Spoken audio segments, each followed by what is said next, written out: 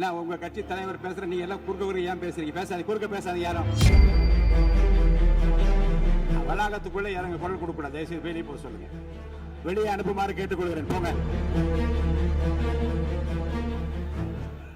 இருங்க, மான் உறுப்பினர் அமருங்க. நீங்க நீங்க நீங்க நீங்க நீங்க நீங்க உட்கார்ந்தீங்கன்னா தான் நான் பேச முடியும். உட்காருங்க, எல்லாரும் உட்காருங்க. பாருங்க,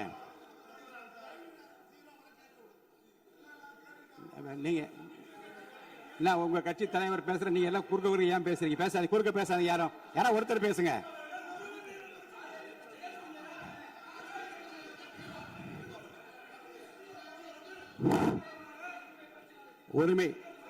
உரிமை மீறல் பிரச்சனை இருங்க.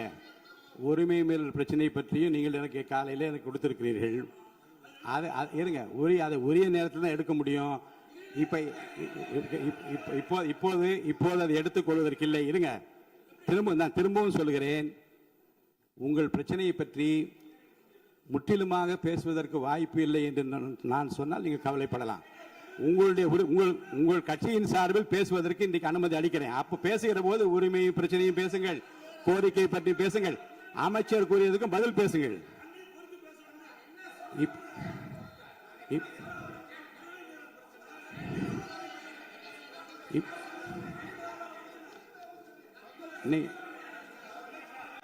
இப்போது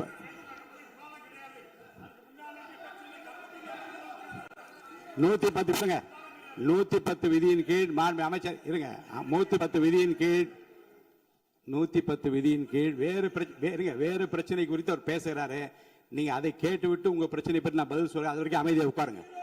பேசுங்க. மாண்புமிகு பேரவைத் தலைவர் அவர்களே, இருங்க. எதுக்கு இருங்க?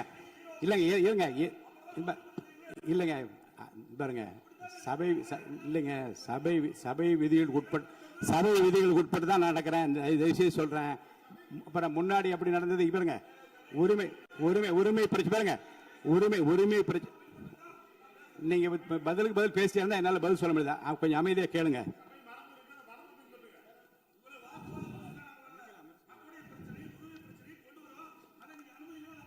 அந்த அனுமதி 110 விதியின் கீழ் இந்த சம்பவத்துக்கு இல்லைங்க சார். இருங்க, நான் என்ன சொல்றேன், நான் சொன்ன பிறகு அமைச்சர் தான் நீங்க அந்த 110 விதி பேசுவார். நீங்க உட்காருங்க. உரிய நேரத்தை அதை பற்றி அனுமதி